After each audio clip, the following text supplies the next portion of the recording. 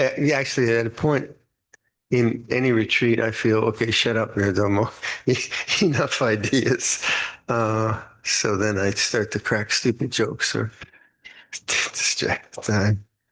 Because too much information is, you really, you get glutted with information and you're trying one thing after another. And actually, just to try one thing and work on it for a few months is significant. That's the way we learn, don't we? We try one thing. So just going back to the ideas of this morning, uh, trust and awareness. So people ask me, what do you mean by trust and awareness? Well, awareness is you know that you know, right? You kind of, you know you're sitting here and trust in that. So it's not any particular experience, but you know that you know. So then if you doubt that, well, what do you mean trust and awareness? Then you think you have to do something called awareness. Awareness isn't a doing, it's an awakening. So once you're there, you're there. So then I would say you're remembering awakening. You know that you know. And when you know that you know, you're there. All out. What? Bus or whatever you want to say. So like right now, I know that I know. Don't have to do anything. Then what will arise within that openness will be memory or a feeling that I should be doing something or whatever. And then, oh, this is the feeling of I should do something or getting lost in thought. Very simple, very, very simple. So may I suggest that for this retreat, you keep remembering that simple instruction from Luangpor and from the Thai tradition, the Thai forest tradition of Puru. You know that you know, and whatever experience you have, it's really not about the experience, whether you feel hot or cold, happy or sad, confused or peaceful. It's not about the quality of the experience.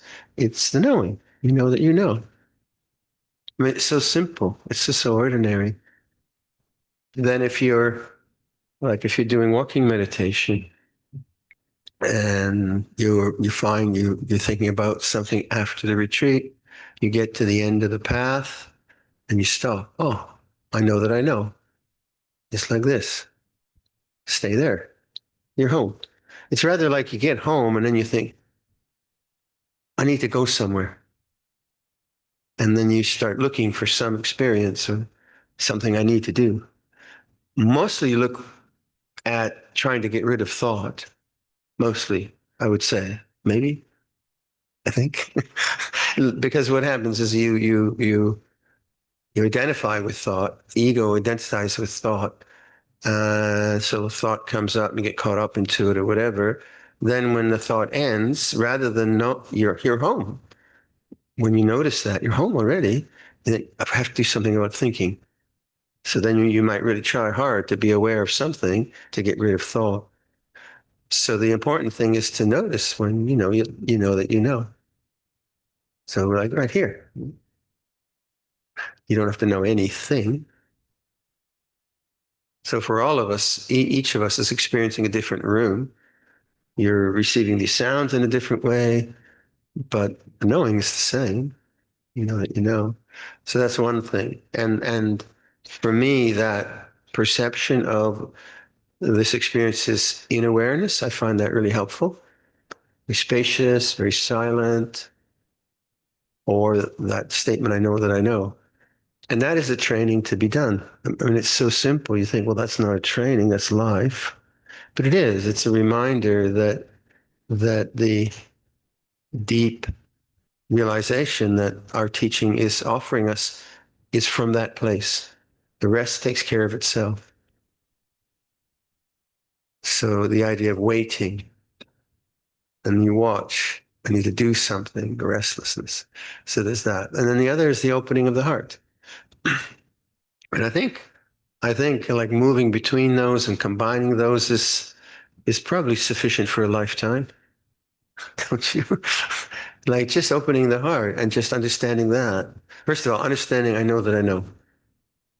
Simple enough. And then remembering that and doing that in whatever way you can, as opposed to control.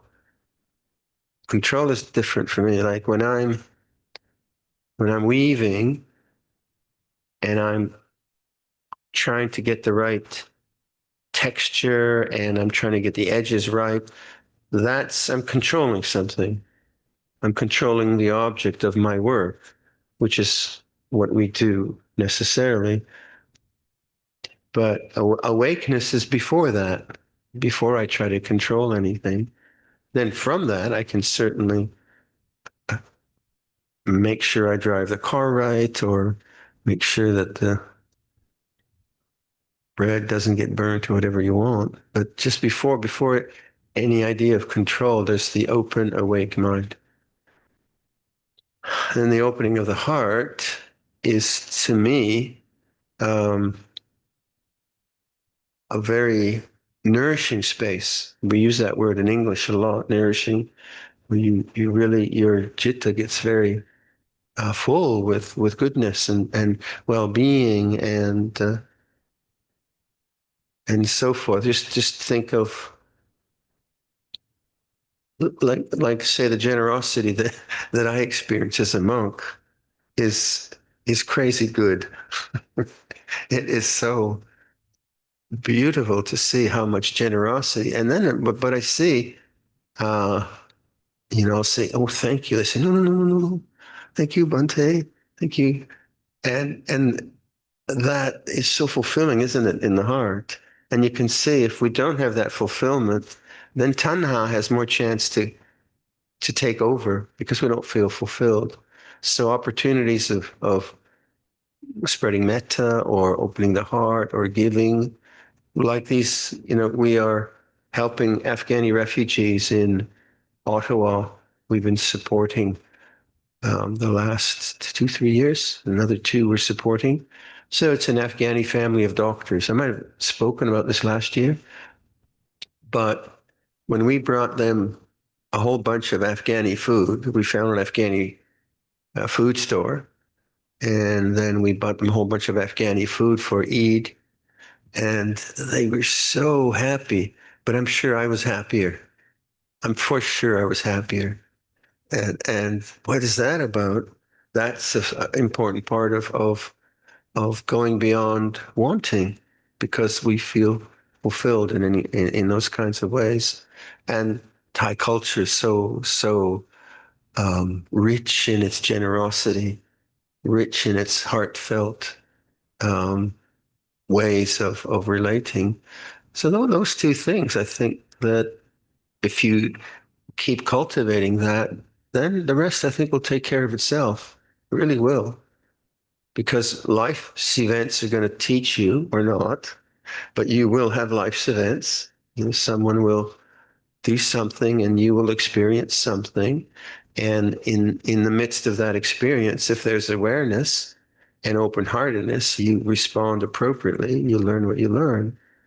But if the mind is just preoccupied with thought and heart's closed, then it's much, much different.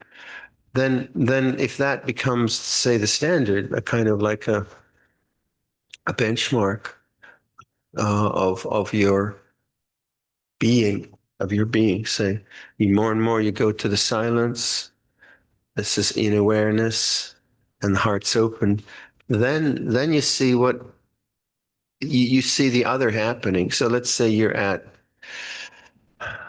a difficult family meeting or a business meeting, and you've cultivated this sense of this is in awareness.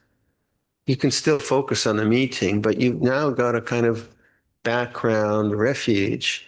And then your citta wants to say, no, that's wrong, or you want to argue, or you want to fight, or whatever, or you feel frightened. You're going to notice that much, much, much better, aren't you? Because you have a basis for understanding. If your mind is just reacting all the time to life, then the worst of it is you get burnt out.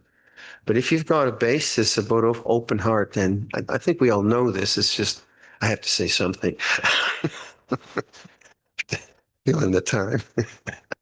You're not children. So, I mean, so sometimes I hear myself talking. I mean, Viradhammo, they're not children, they're adults. But anyway, but you think about it, if you don't have a platform of goodness and silence, then you tend to just become reactive in habitual ways.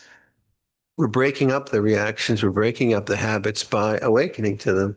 I know that I know. So if you have a habit of planning all the time or worrying, whatever, then somewhere in that you say, oh, yeah, but it feels like this. You've interrupted it now. And then you'll see how it arises, how the sense of self arises. Any ways that you can open the heart in visualization or formal practice or doing dana or whatever way, do that a lot. And then that life just unfolds quite naturally. Here's a story. This is weird. This is utterly weird. It's very, very short. I just told people in this one. So when in my family, if me and I am one of two brothers, I'm the younger brother. So in our family, if one of us misbehaved, mom and dad would say, "Well, you go stand in the corner and think about that." I think most parents maybe do that. What do they call that? Timeout or something? Yeah. And my parents were renting from another Latvian family, and the daughter in the family, she was about 10 years older than me, but she was like a big sister. And I hadn't seen her for, whoa, 30 years. She lives in Toronto. So I had a Dana with her and we were reminiscing. And she said once when I was, say, 8 years old, she found me standing in the corner. And apparently I had put myself in the corner. I mean, what's that about? I'm standing in the corner. Why are you there? Your mother didn't put you there? I don't know what that's about, but I had to tell a story. So